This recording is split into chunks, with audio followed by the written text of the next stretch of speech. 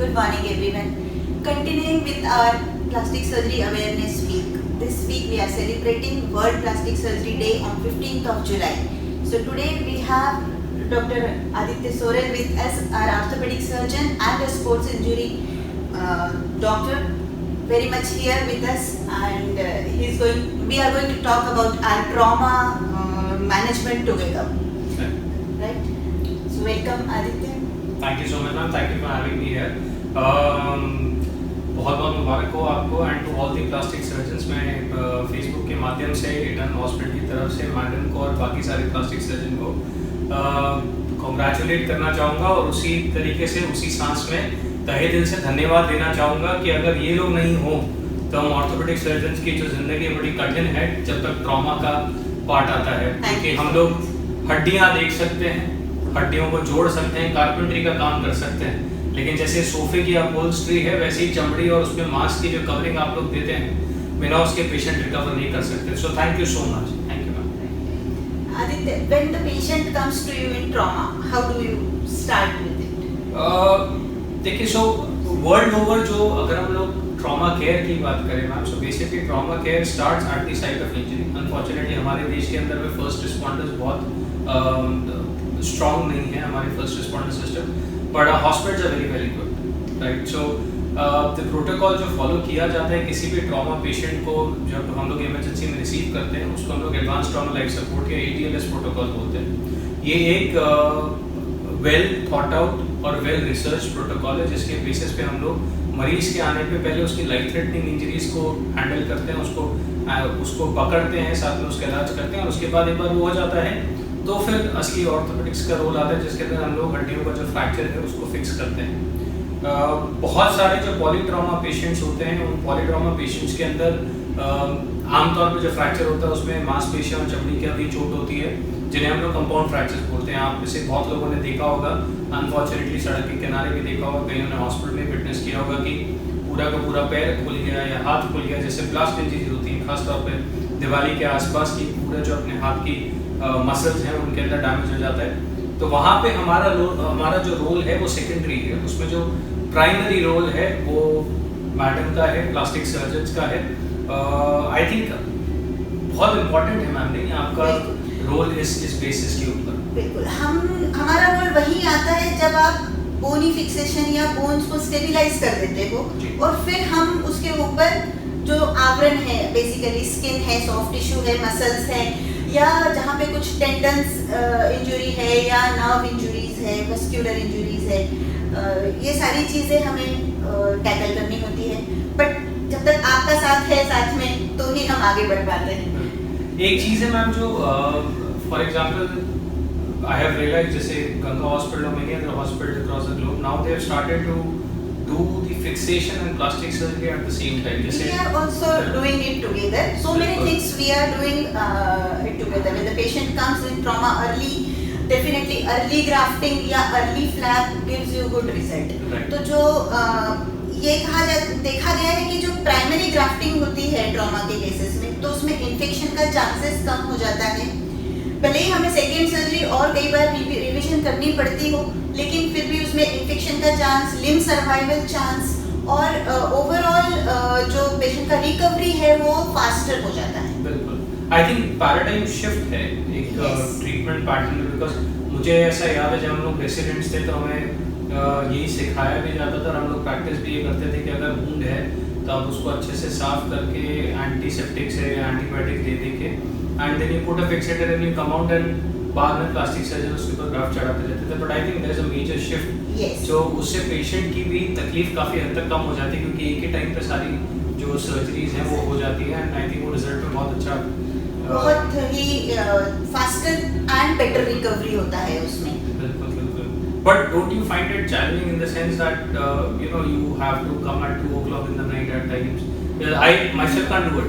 So you know, मैं आपको बताना चाहूँगा कि मैं और मैडम काफ़ी समय से कम 6-7 साल से हम लोग साथ में काम कर रहे हैं और 10 बजे के बाद अगर कोई आए अस्पताल तो वो यही है.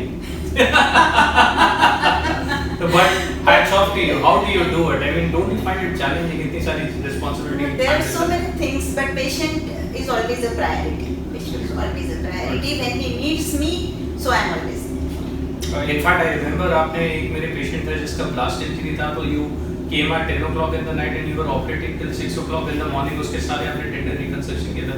यंग चाइल्ड, 10-year-old चाइल्ड, 10 साल का बच्चा था. ब्लास्ट इंजरी के अंदर मैटर ने उसका पूरा जो टेंडर रिकंस्ट्रक्शन जो हमारे हाथ के रस्से होते हैं जिससे हम अपनी उंगलियां चला रहे हैं उसका रिकंस्ट्रक्शन किया था. One of my relative, so started at I think 11 in the night and she finished at 6 in the morning. My God, hats off. That is part and parcel of your duties. Absolutely. So we have to follow them. But what I would like to tell you is, it is not just skin grafting, not just a simple local flap. Now the paradigm has shifted towards microvascular flaps. Absolutely, yes. And that too, super microsurgery has come into the picture. So starting with skin graft, then the local flaps, then the regional flaps, or now we can take part from any part of the body and we can reconstruct any other part of the body. Like back से लेके हम limb पे bone expose जहाँ पे है उसको cover कर सकते हैं. That comes into microvascular surgery. So that adds to aesthetic part of it also. I think you're right. In fact, not only aesthetic, most of our surgeries जैसे हम लोग non-union treat करते हैं कि हमारा बोन नहीं जुड़ा है, तो जो vascularized grafts होते हैं जो blood supply के साथ आप लोग bone grafts लेते हैं, muscle grafts लेते हैं, I think and doing that re-establishing the circulation, doing that microsurgery to कि छोटी-छोटी जो नसें हैं आप उनको सिल देते हैं. बिल्कुल. I think it is nothing less than making a fantastic painting actually. Yeah, you have to be creative. Absolutely. Thank God I'm not a plastic surgeon. You can be a very good plastic surgeon. But seriously, it is something which you guys are very good at doing. Right.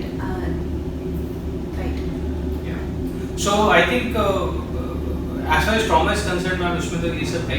I think more or less एक चीज जो मैं और add करना चाहूँगा probably which you also agree with is that it's not only till reconstruction after trauma बहुत disabling होता है, disfiguring भी होता है.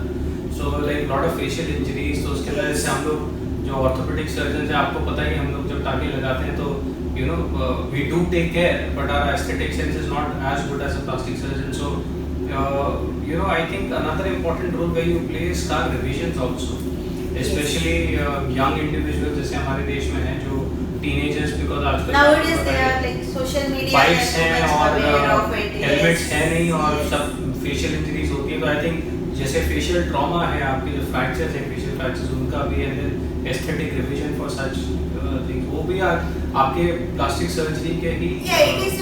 Plastic surgery has 12 subspecialties. It is not a single branch. Okay.